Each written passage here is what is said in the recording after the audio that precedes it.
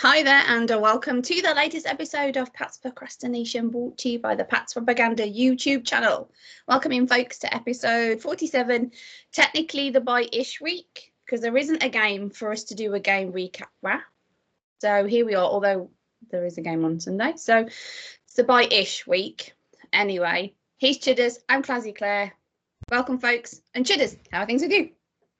Things are good with me. Now, I know you did want to do a draft-heavy show, Claire, but I'm going to try and stay on track and look at the rest of the season. Yeah, I know. We're going to look at the rest of the season and what Dude, it's way too early in the morning to give me this kind of bleep, to be honest with you. Way too early in the morning. So what's your expectations, Claire? What do you want to see the last 4 games now? I was going to ask you that question. At least a win.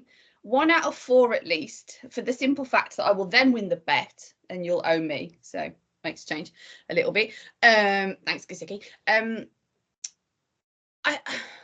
Realistically, they aren't going to win a significant amount of games the way that they have been performing.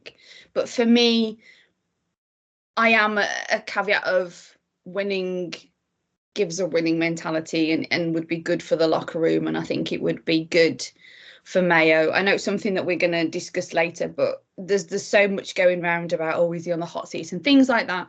So I think a couple of wins would help solidify that, because in my opinion, Kraft went out 5 years ago and said he is the next head coach. I can't see them like shifting him off. Sorry, that could have been very devastating.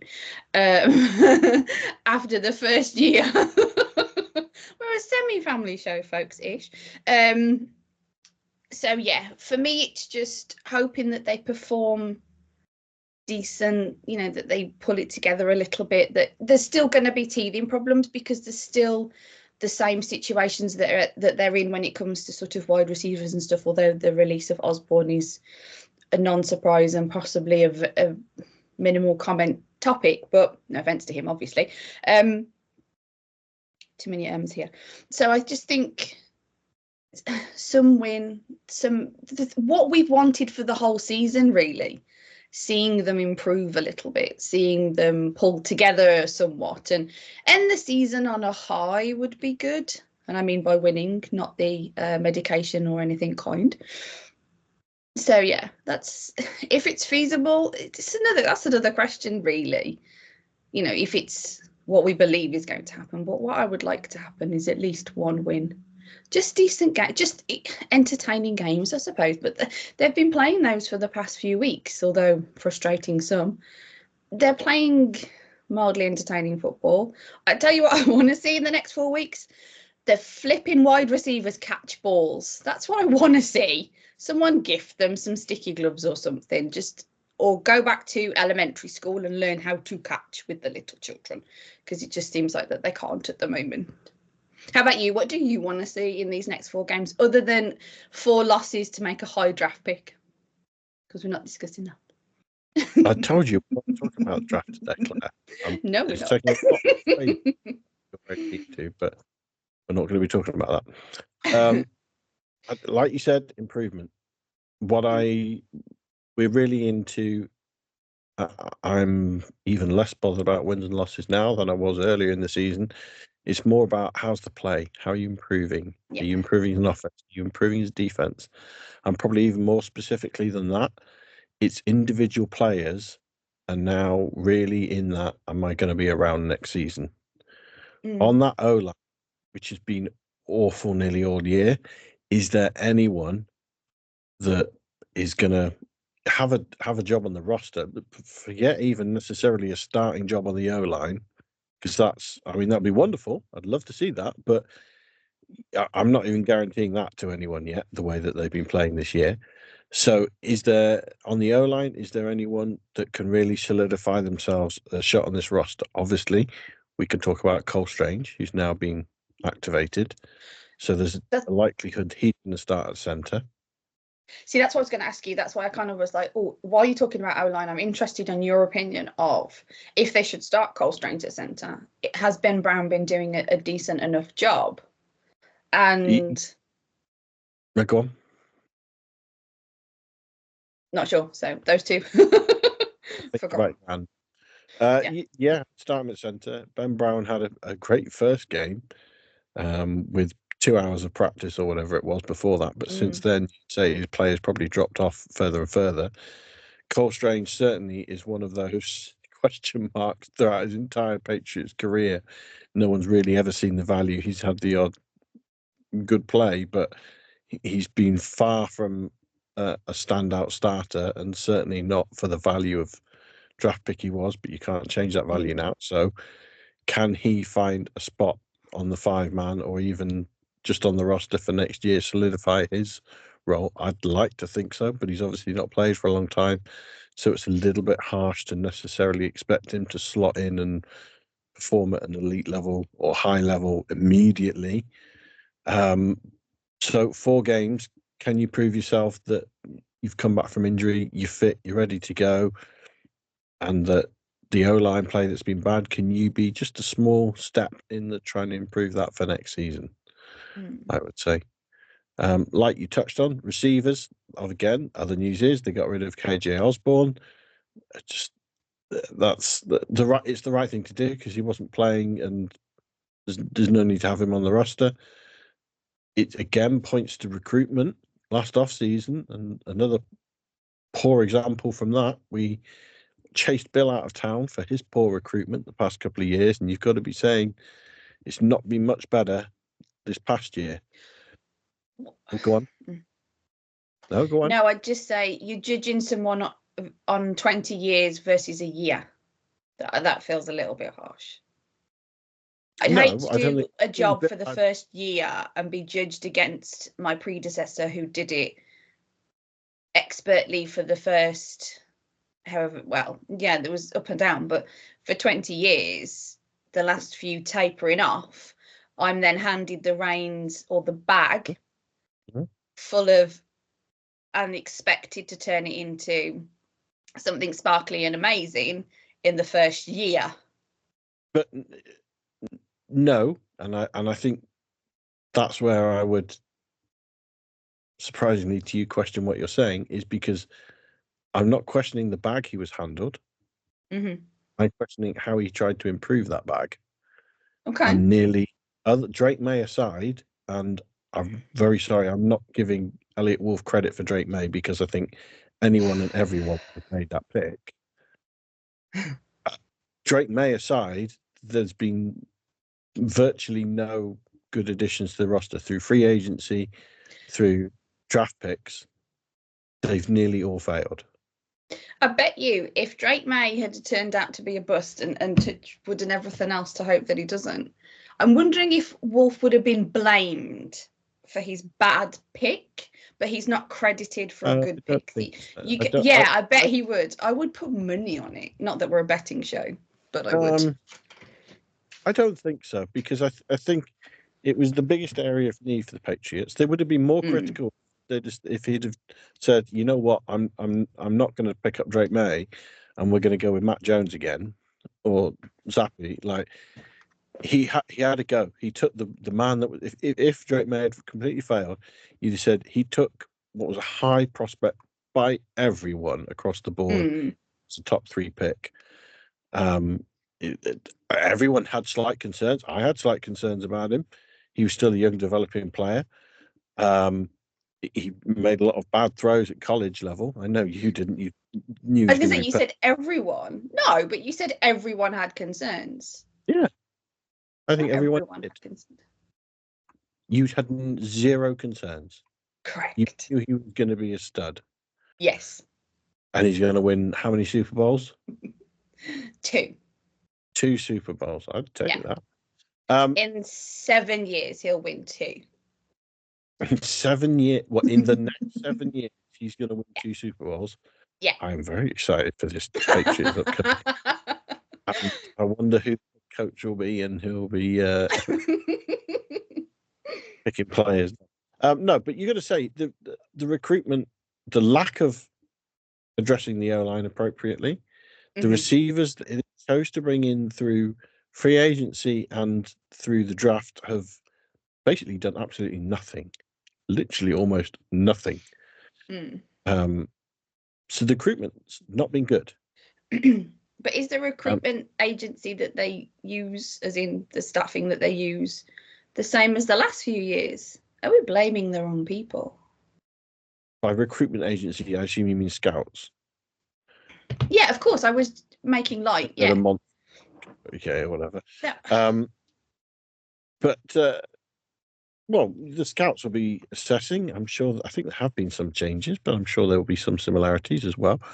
But it's down to the individual player assessment and reviews. Who's Yeah, put it's that big just board together?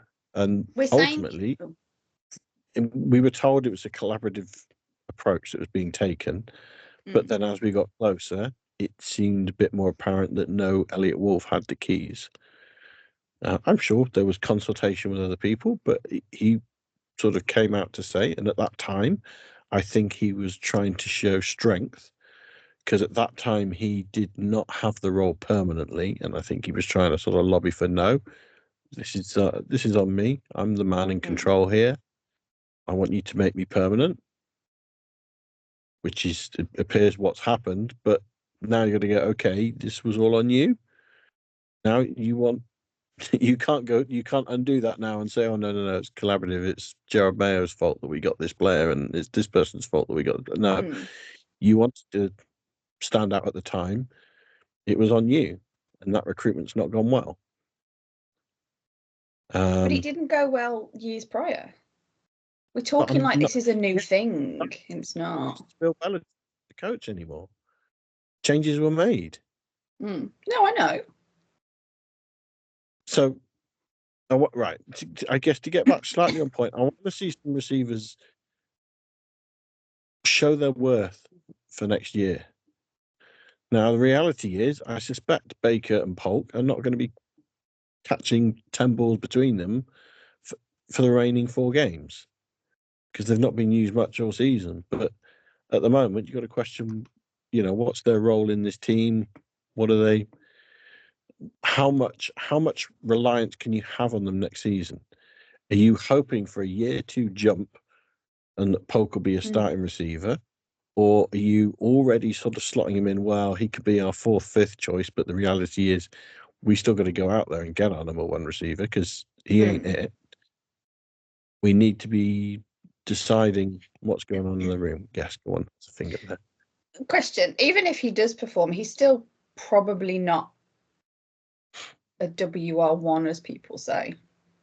Agree. So it's still certainly whether he's kind of it feels a little bit like, obviously if he's not very good, it's another wasted draft pick, blah blah blah.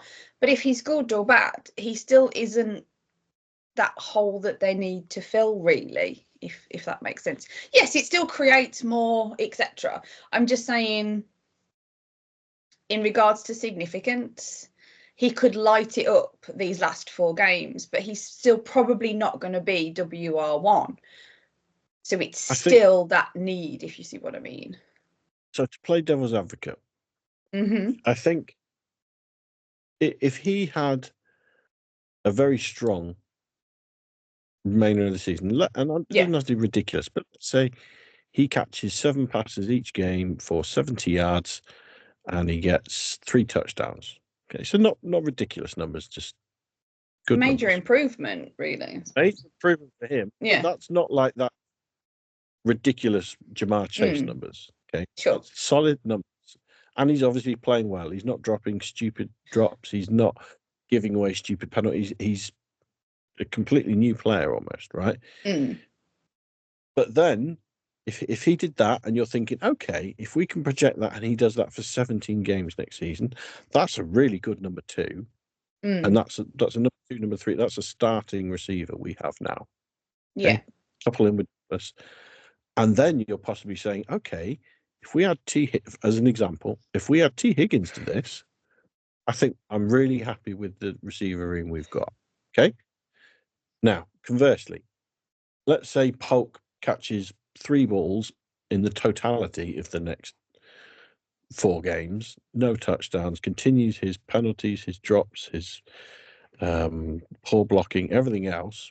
Then you'd be going, hang on, at best, he's number 4 or 5. Yes. If not gone. Probably won't be gone because he's only be going to second year, and you'd be hoping to get a jump from him. But ultimately, he's not starting receiver at the moment. To play the same devil's advocate, okay, we're bringing in T. Higgins, but then you're going, okay, well, we're bringing in T. Higgins, but do we need something else here? Do we need another free agent receiver?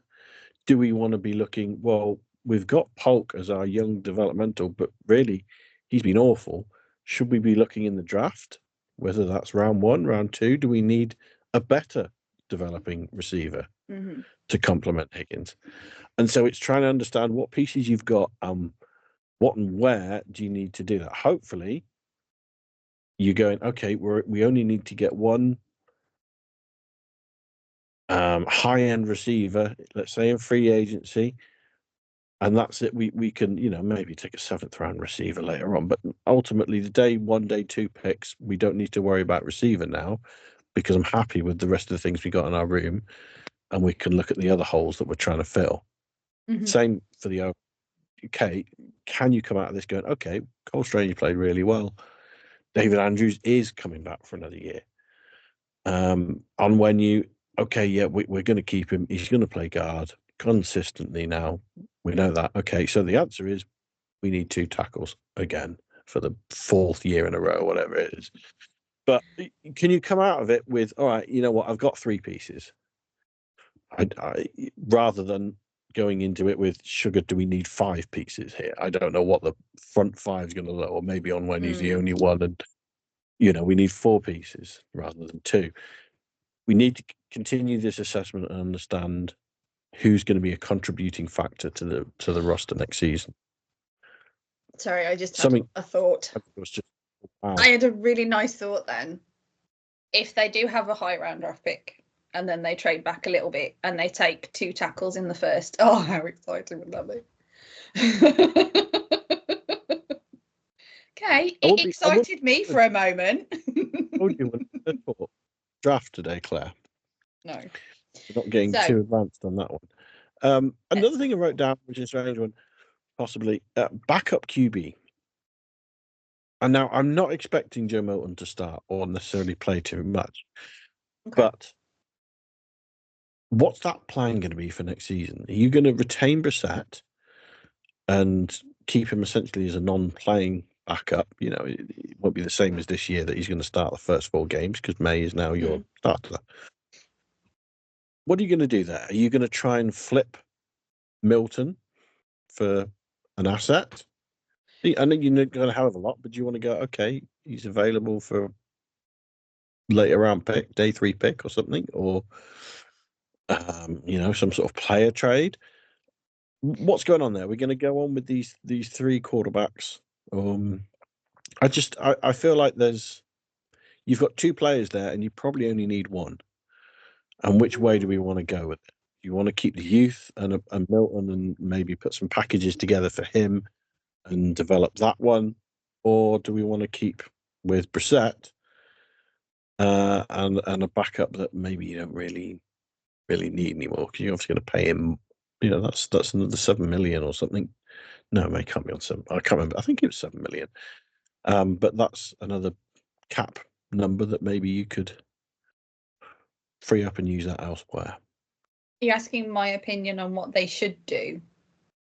Yeah, go on. Or what I would do. It's all right. You hadn't quite posed it as a question, so I'm not quite sure what of it you were asking me. I didn't know how we'd get to the answer in these last 4 games because, like I said, I don't think Joe Milton's going to be starting to understand what you got there. But it's questions going into the off season. That is there an opportunity in these last 4 games, which are likely to be tough games and relatively meaningless. I understand what you're saying earlier about winning culture and how the positives that can have. I don't want to diminish that, but ultimately you're not fighting for a playoff berth. They're relatively meaningless. I think if I'm choosing, I think I would personally, but this probably isn't going to be a shock to anybody.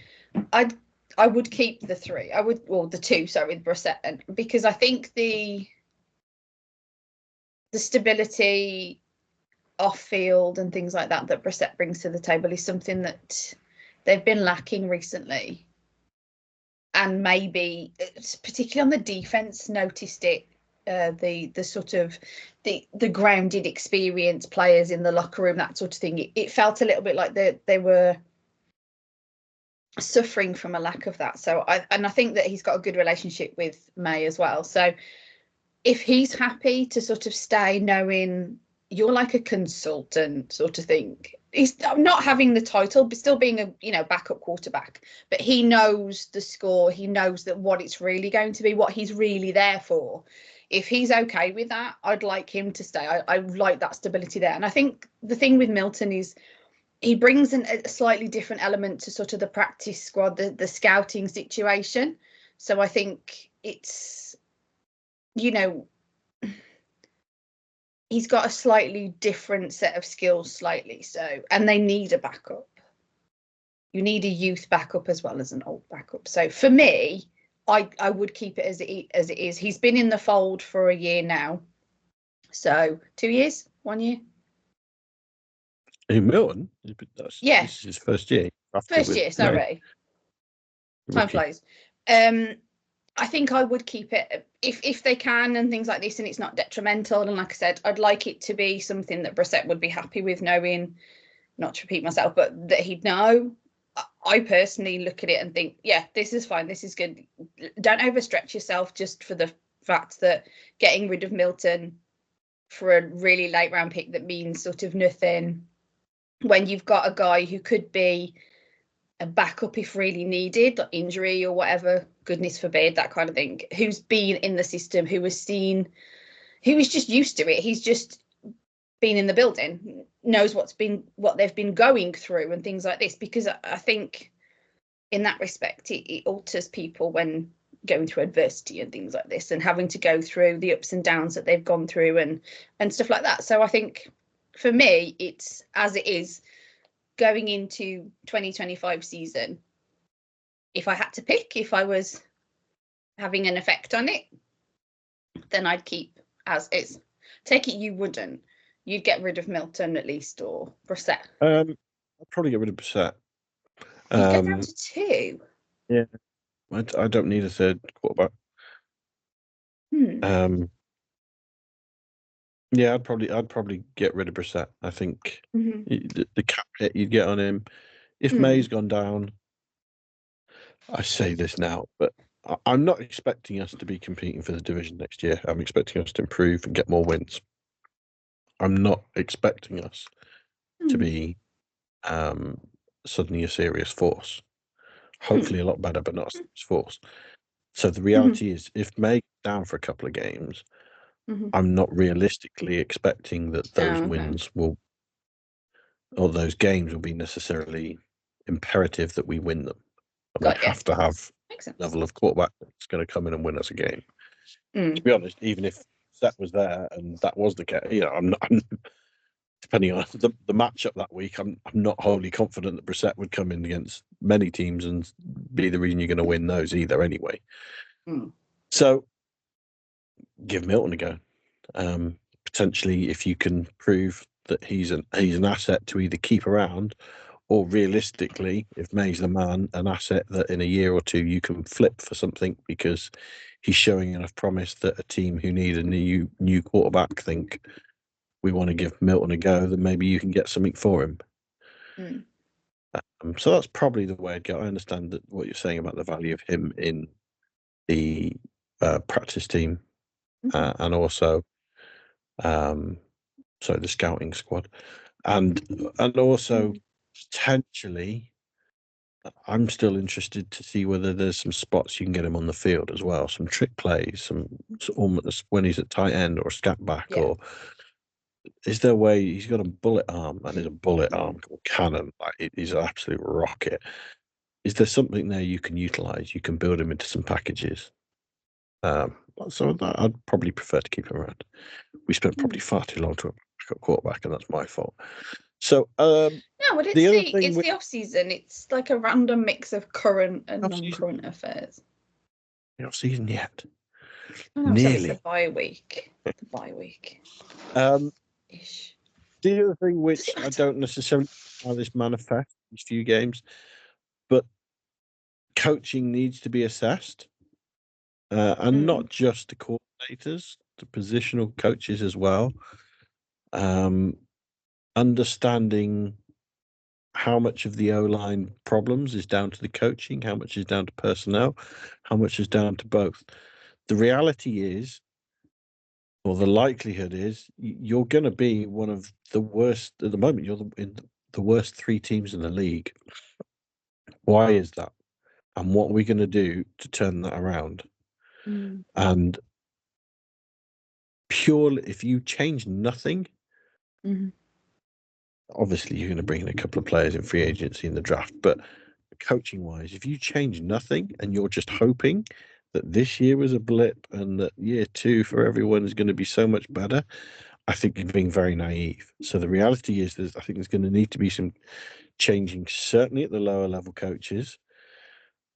We probably have differentiating views on what we would do at the higher level roles. The reality probably won't change any of them, but you wouldn't be totally surprised if they did look for a new defensive coordinator, or Van Pelt maybe stuck around, but they bring in maybe a passing specialist, passing game specialist who maybe did the play calling or something different on that side of the ball as well, because there's been problems. And you are one of the worst teams in the league for the 2nd year running. It's not like this is just a blip on the paper. The idea was we got rid of Belichick and that to improve things. Everyone came out, we're winning more than 3 games this year. Well, at the moment, you ain't.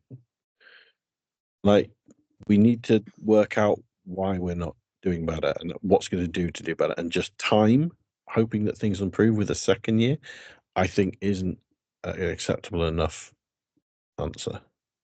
I don't feel like, just hoping it'll get better. Obviously, I do hope it gets better. It feels like you've only put these guys in for a year. So then you change it next year, and when they've still finding their feet midway through the season and getting everything together and everything clicking, and they're not as successful, you get rid of them the end of that year. It feels like we're looking at coaching now as if it's just some disposable commodity.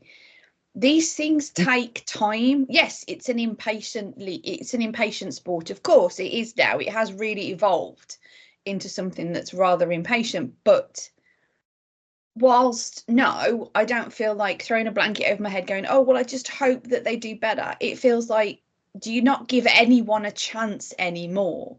How long do you give them? 4 games to be successful? It's like, I don't know. It feels like it takes a season to bed in and become successful. It's a catch-22 situation, because you apply the same thing to players. Sorry? You apply that same rule to players, or do you have higher expectations that they will perform? Because, for example, look at that with either draft players who have not performed this year at all, or even experienced players like KJ Osborne. And I'm not saying we thought he was going to come in here and he's going to be the Patriots' answer for a number 1 receiver, but you would certainly hope him for a lot better than we got. And that's why he's now been cut. Yeah, I think I don't, it may be unfairly, and that's fine, but I don't think I'd grant as much, say, leeway for players, because it's more instantaneous for them. It's more to do immediately on the field, I think. So where I think the concern would be, and where I'd in some ways agree with you, is that with players, it's on an individual snap basis. Are they catching the ball? Are they blocking appropriately? Yeah. Whatever the role is, it's very tangible. It's stat driven. You can work out who's performing, who isn't. With coaching, a lot of it is about philosophy. It's about the tone you're setting. It's about the scheme you're running. But those are things you can assess as well. And we, as outsiders, can't assess it as well as Mayo and Wolf and those people that are in the room on a daily basis, seeing the coaching that's going on and understanding, hang on, is this what we wanted? Is this what we need? Is this winning? Is this a winning coach? And they can assess that. And that's where, because again, trouble is, even if they think, I really like that O-line coach, I love what he's trying to do. But the reality is, you've got one of the worst O-lines in the league. That it's finding that balance between, well, how much of this is down to coaching and how much of this is down to players. Mm-hmm. And so, because ultimately it's going to come on someone's head. And you'd say at the moment, probably the players mostly is appearing on Elliot Wolf's head and who he's drafted and who he's got in free agency. Now, you could argue the coaching, maybe that's on Van Pelt's head on the offensive side because he brought in the team that he wanted there. Or are you saying it's on Elliot Wolf's head? I'm not sure exactly who's been making all those decisions, but it's on someone's head. If you do have to make those changes, say, well, it's failed. And that's where some people, hang on, I don't want to pull out on that coach yet because I think he can still come good. But if we're sat here at this point next season going, we've still only won 3 games, then it's going to be on Elliot Wolf's head and it'll be on Van Pelt's head because no, you made those decisions and you decided to stick with them, and now you failed. You're the one that's gone. Yeah, I agree. I feel much more, I'll say confident and bad, but that if it's the same situation next year, then yes, I am blaming plenty on coaches and stuff like that. For me, everybody's got their own opinion on this, and nobody's right, nobody's wrong, because it's an opinion, and that's the fact. But we do need to wrap up. So we do want to look at the Cardinals on Sunday. Is it a 4:25 game? Something like that. Oh, I think. I know. It's you usually have this. Because it's a 4:25 game. Yeah, because it's a 9:25 game for us. So, what are your thoughts? And be quick because we're running out of time. A home loss to the Seahawks, where they made a few mistakes like us. They hit the crossbar. Chad Ryland, who's their kicker, might recognise that name. Hit the crossbar as well, hit the post, and they had some fumbles as well. They didn't play well. Seahawks are a good team. They're a playoff team. I still think the Cardinals are going to have more than we have. Okay. I think I think I said this last week. If I didn't, because I've not changed the score prediction, but I'm going to say we're going to lose 27-20. Okay. You go for Claire. What's your thoughts? Let me guess, a win. Yeah. Well, I need to hedge my bets now. If you predict a loss, I need to predict a win to give me a chance of winning the sandwiches. I'm going 21-19. I'm going to see if that one works again this week to the Patriots. Okay. I'm not as confident about that one, but they're gonna Go on. They're going to get one win. I'm still confident about this. There is going to be at least one win after the bye. So I'm going to have to predict a win each time to catch it up if we don't already get one, if they don't already get one. So, yeah. I was going to say, looking at them, do you think, though, this is their best opportunity? Because you then got Bills, Chargers, Bills. Bills are obviously looking strong. They're still in the lost the weekend, but they're still in the hunt for possibly the number 1 seed. They're going to beat the Bills in one of the 2 games, I reckon. So they might even have 2 wins in this next 4. So, yeah. I'll stick with the 1. Yeah. But we'll see. Okay. We'll see. But anyway. Last thing, and then you can wrap up. Go Army, beat Navy. Go Army, beat Navy. Go Navy? Go Army, beat Navy. Go Navy. Black Knights. We're a Go Navy show over here. Oh.